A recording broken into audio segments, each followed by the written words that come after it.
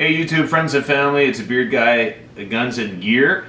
I'm pretty excited about this video, and I hope you guys are too. This is kind of a teaser video.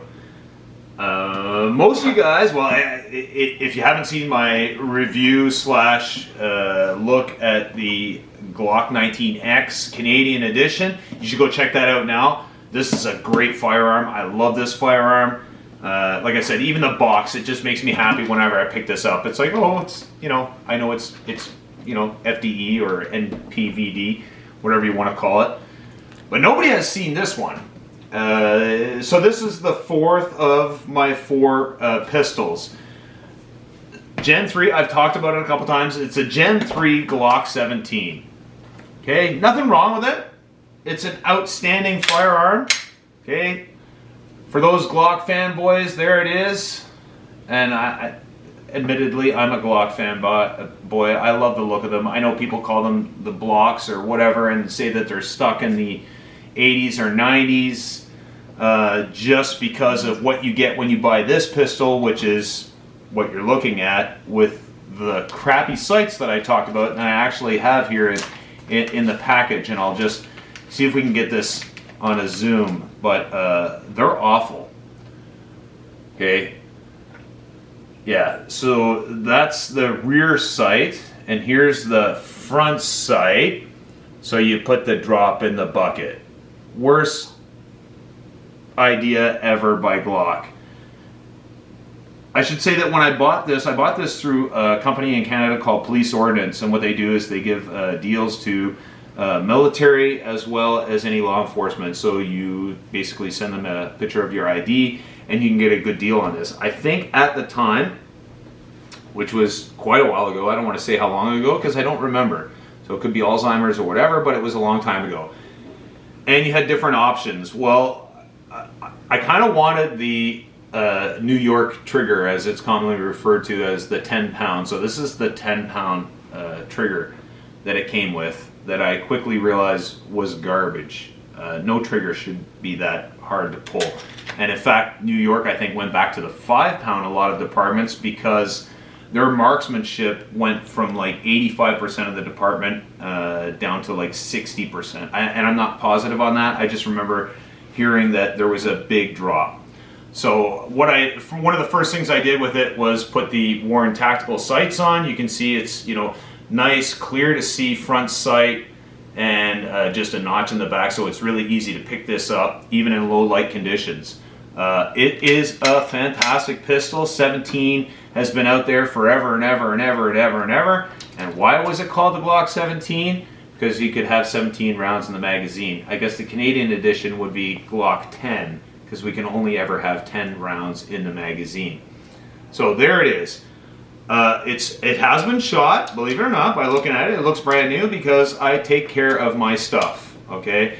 I want it to last forever and ever.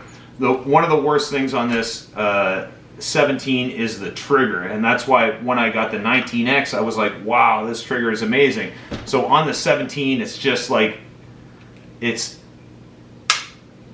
kind of firms up, and then it goes to sponge a little bit, and then there's a somewhat crisp release, but it's not great.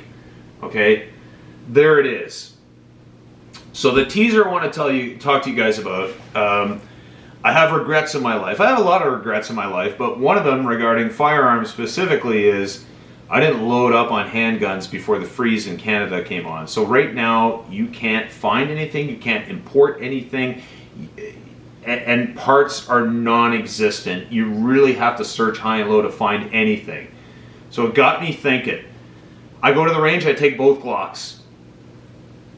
Unfortunately, well, I mean, it's just a preference, but the 17 stays in its box. I rarely shoot this thing, and that's why it looks brand new. And no, I'm not selling it. I actually like the finger grooves on the grip. Not a lot of people do, but I like them. If you didn't like them, they'd be easy enough to get rid of. Or, like I said in another video, just put a Hogue over it. The texturing is not great. It's somewhere between smooth and stippled. So it's not great. The back strap is okay.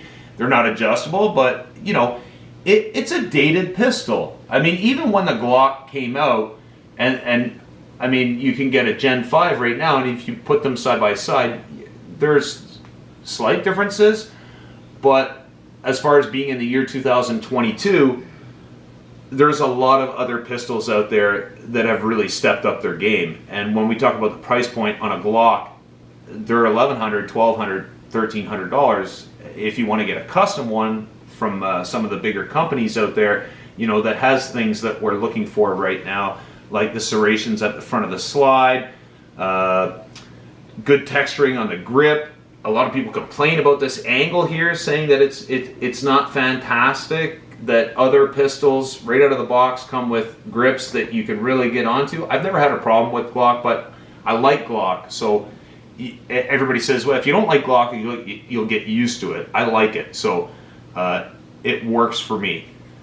You know, it is what it is. If you got a time machine, went back and, you know, bought a new Glock, and then you went forward and you bought a new Glock, they kind of look the same. It's only now the Gen 5 that they have the actual sight cut out, which brings me on to the next one. So what I was thinking is, I want to upgrade my pistols. My eyes, I'm not even wearing my glasses right now, so everything's a little blurry close up. They're great for distance, but I'm having a problem focusing on that front sight to get a good sight picture for my shots. So one of the things that people suggest is either upgrade the sights or get a red dot. But red dots are fantastic. Okay, they're not the future of pistol shooting. They're the now. Like, everybody, if they really are serious about shooting pistols, they're putting red dots on anything they can. And 95% of the pistols that are entering the market right now are coming out with the slide cut already, ready to receive the red dot, and it just takes an adapter plate depending on what pistol what red dot you're putting on it. Another thing they complain about is the fact that, you know, like, what's up with this slide? You know, you can attach a flashlight or whatever, but it already has a Picatinny. And the trigger, as I said, this one is horrible. Apparently they wear in a little bit better. I guess I haven't put enough rounds down range, but wearing in a little bit better and being good out of the box are two different things. So help me out, guys. I want to upgrade, and I want to get a pistol that is good, accurate, fun to shoot. And this is already decently accurate and fun to shoot. So I was thinking, I'm in the same predicament as all the other Canadians out there, right? Like, I have regrets, and one of them is that I didn't pick up a Gen 5, that already had the slide cut. I put a red dot on it. It would have been easy peasy. Some other slight improvements. But how good can I make this? And that's the question, right? Like, what if I put a Timney trigger in it, or Vex trigger? What if I stippled the grip? What if I got the slide cut?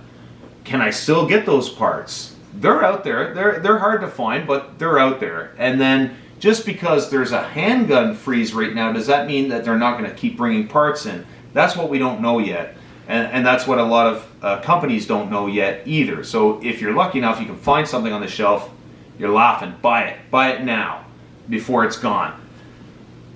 So through a little bit of wheeling dealing on my own part, I have a good friend of mine, and he was on exchange in the US. He had a couple of pistols. He was up in Alaska and some other places. So he had a couple of pistols, and when he was coming back to Canada, unfortunately, the ban happened almost as he was in the process of importing. So he had his RPAL, had all the stuff that he needed, and I'll do a video and I'll probably explain RPAL and PAL to my American viewers out there, but suffice to say, you need an RPAL in order to buy, purchase, and carry a pistol. Now, the only place you can take a pistol in Canada is to a shooting range or a gunsmith, and you need authority to transport from your chief firearms officer. 90% of the province, that happens to be the federal police, which is our RCMP. In Quebec, we're a little bit different. We have the Sûreté. So anyway, I managed to, and he thought of me, God bless him, I managed to secure an RMR, okay? And I'm super stoked on this because I did not pay very much. He's a very good friend of mine, and he did me a very big, solid favor. So I got this RMR, which was maybe used for 3 or 4 months, and it is awesome looking. I mean, we know the reputation that Trijicon has with the RMR. These things are amazing, and I'm not slighting any other red dot companies out there, but these things, there's a reason why a lot of military and police agencies use them, because they're robust. And they seem to stand up to a lot of torture tests. Not, as you can see, that I torture mine, but I'm stoked to have this in my possession. And he didn't tell me what color it was, so I was amazed when I brought it out of the box, and I'm like, oh my god, look at that. It's FD. It's flat dark earth. So I immediately thought, well, that should go on the Glock 19X. And I'll take out the Glock 19X, and you'll take a look at my conundrum. As I said before, it's not flat dark earth. It's kind of caramel, peanut butter, whatever. So it's almost like when you put that on it, it's almost olive green in comparison. Do I care what it looks like? No, not really. But it also got me thinking, what if? So what if, I've already got this 19X, which I love shooting, but what if I take this to a gunsmith? What if I get the slide cut? What if I get serrations up in the front? What if I throw a Timney trigger in it? What if I put a mag? What if I do the stippling? Mount that RMR on there. Now maybe we're talking. So, and I know there's a lot of you guys, Canadians especially, that are stuck in the same dilemma. We'd love to have a Gen 5, or maybe even, get a custom. Can't get it right now, and you won't get it for the foreseeable future. But what can I do with this? What can I do with this to make it better than that, or maybe at least as good? So this is my teaser. This is what I'm thinking. Originally I automatically thought that's going on the 19X. Now I'm kind of thinking, what can I do with this? How much is it going to take to make this better? I mean, this already feels like a great pistol, and it does shoot really well. But where's the limits, and what can I get in Canada? What can I source? Let me know, guys. Comment. Let me know, should I drop the 17 and just focus on the 19, or should this be a project? And I'm really counting on you guys, because sometimes I know what I'm doing, not just regarding pistols, but in life in general. Sometimes I know the direction that I'm going with this, and then other times I'll wake up and I'll say, no, this has got to go on the 19X. It's a good pistol. It's going to make it great.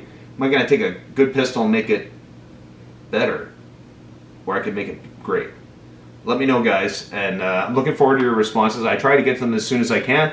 I do shift work in that, though, so you might have a bit of delay, but I do read every one of them, and I appreciate every one of them, and I appreciate every one of you guys. So like, subscribe if you can, follow me. I appreciate every bit of input that I'm getting from you guys.